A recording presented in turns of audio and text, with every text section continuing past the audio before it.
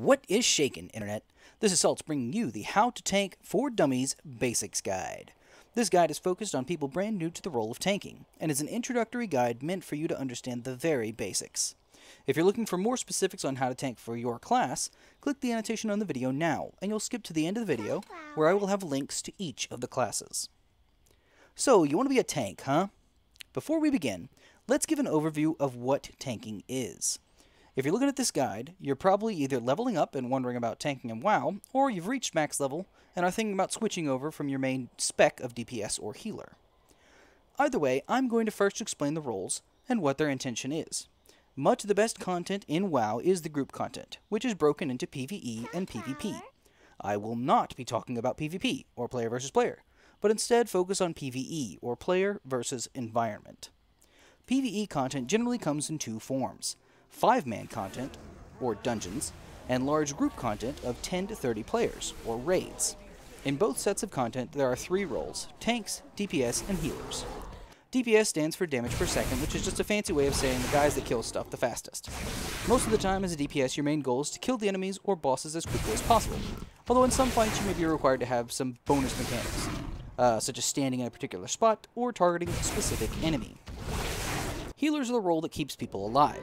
Generally, they do very little damage to the enemy, and instead focus all their spells on healing or buffing up the players, especially the tanks. They also always take the blame. Tanking is the last role, and most of the time, the role with the least amount of players.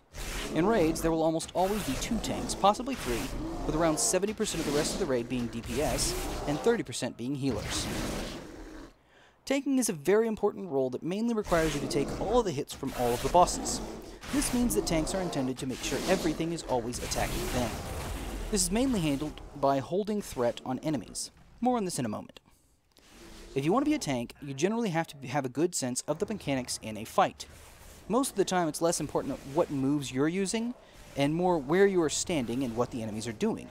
If they're casting spells, or if they're shooting fire at everything in front of them, things like that. Being a tank also comes with a lot of responsibility. Generally, if the tank dies, the group will almost always die as well. You have to use your abilities at the right time to keep yourself alive, and many times you will have to know and deal with mechanics in the fights that no one else will ever see. Now, if defending your allies and gaining intricate knowledge of the fight sounds like your cup of tea, then listen on, young one. There are 3 basic things to know about tanking anything in WoW: threat, mitigation, and positioning. First, let's cover threat and explain what it is and how it works. Threat is basically how angry the enemies, sometimes called mobs, are at the different players. Most actions you take will generate threat. If a healer starts healing people, then the mobs will get angry at them. If a DPS does damage to a mob, then they will get angry at them, etc. Not to get technical, but basically the more damage you do, the more threat you will generate. And healing generates even more threat than damage. So, without a tank, the enemies will immediately try to kill either the best healer or the strongest DPS in your group. Now, as a tank, you simply won't be doing as much damage as the others in your group, but you always want to have the most threat so that the mobs are most angry at you. There are 2 ways to do this. First, every class has something that increases their threat generation exponentially, and most of these are passive. For example, druids in bear form generate 3 to 4 times more threat. Paladins have Righteous Fury, which exponentially increases their threat. Death Knights have Blood Stance, which increases their threat, etc. Almost all of these passive abilities that will just turn on when tanking, and most of the time, this will be all you need. Now, additionally, every tanking class has at least one taunt move. A taunt move lets you target one enemy and immediately put yourself at the top of their threat, making them attack you. Generally, you only need this when a new enemy joins a fight, as healers and DPS will immediately jump to the top because of their damage and their healing. Threat is one of the most important things to understand when tanking. It's not very hard to hold threat on enemies as long as you're not very undergeared compared to the days of old. One thing you should understand is that if you do not hit the enemies, your threat will not go up. This just means if there are ranged enemies in the back, and you're fighting enemies in the front, the ranged enemies will continue targeting the healers and DPS until you actually hurt them. Or, if you taunt them, and don't bother to hit them for a while, they will eventually start attacking the DPS and healers again. This will come into play more when we talk about positioning. Now, tanks at the highest level will have add-ons that track their threat across multiple enemies, because they have DPS that are doing crazy amounts of damage. Now if you're tanking dungeons while leveling up, or just in a random group, this should almost never be an issue for you. However, it's still important that you just understand how to see threat. Luckily, this is very simple. When in a 5-man dungeon, you'll see the health bars of your party on the left of the screen. These bars will glow red whenever an enemy is actively attacking that player, meaning the player is at the top of their threat. If anyone's portrait is glowing red, besides you need to quickly find out what enemy is targeting them. Now this is a little trickier, as there's not always a clear indication of what enemy is focusing your friend. There are add-ons that allow enemy health bars to either change color when you have the highest threat, but many times you just have to look around. All enemies that aren't close to you are good candidates, and just watch which way they're facing. Now the same is true in a raid, although there will be more boxes on the left and they will be smaller. Additionally, there will be another tank.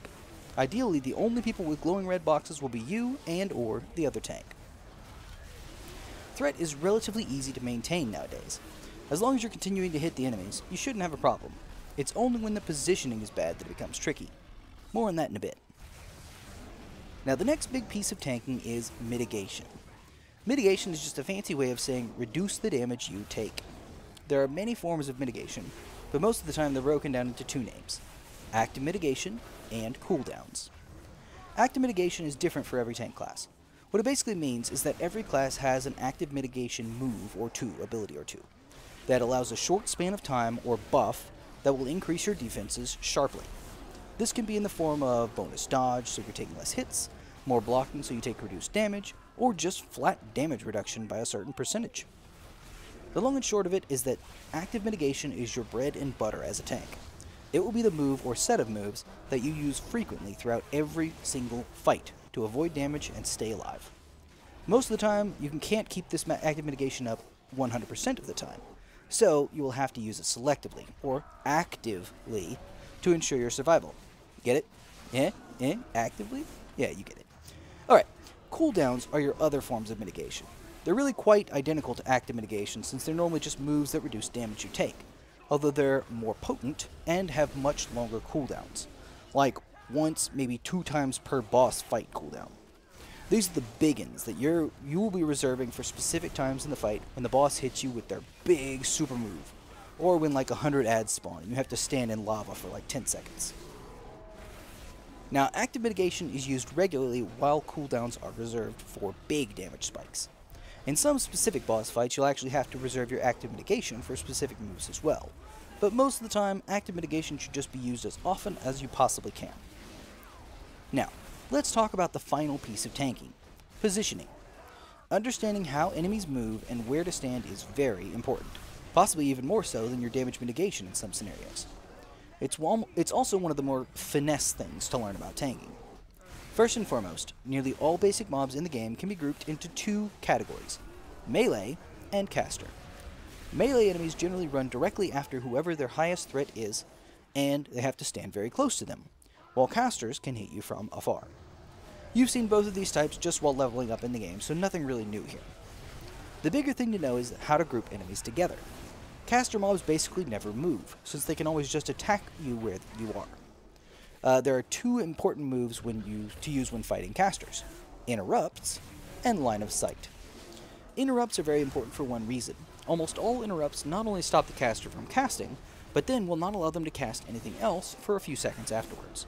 This means after being interrupted, many casters will turn into melee enemies for just a few seconds. This is a big part of becoming a good tank, being able to group enemies up. If there's only one caster minion, you can just grab all the melee guys and group them together on top of that one caster. If there are multiple casters, you can try the trick of interrupting one and letting them run towards the other by dragging them over there. The point of grouping up melee and caster enemies is so that your group can use their AoE, or Area of Effect, moves, and kill everything that much faster. It also makes it easier to tank them, since you can hit them all with your AoE, and hold your position of threat on them. Now the other trick against caster mobs is line of sight. The same way that you can't attack things through a wall, an enemy can't shoot you through solid objects. What this means is that in some cases you can actually hurt caster minions to gain their threat, then run around a corner. They will no longer be able to hit you from a distance and see you, and will instead run up to the corner and be able to hit you again. This isn't really required, it only has very limited uses, but it can come in very much handy if there are a large group of casters with a wall nearby. Also, your group kind of has to be on the same page, or they can outdamage you while you wait for the caster to run up and pull a threat off of you. Remember, if you're not hitting the enemy, you're not gaining any threat. Now, the last piece of advice on positioning is both the simplest and, in many cases, the most important. Always face the enemy away from your group. 99% of the time, enemies should be facing away from your group, because many enemies do damage in a cone in front of them, especially bosses. This means if you face them away from your group, they'll only do damage to you. Now, in very rare cases, you need to face them towards your group, but never ever do this if you aren't sure it has to happen.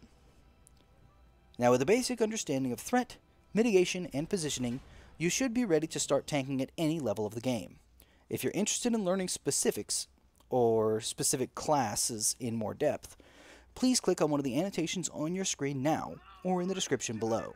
These guides will explain your specific class in depth, including your abilities, mitigation, and talents. If you're interested in tanking specific dungeons or raids, please click the annotation for the expansion you are looking for. I hope you've enjoyed this guide for dummies. Please like, favorite, share, subscribe, all that jazz, and, as always, you keep it salty, Internet.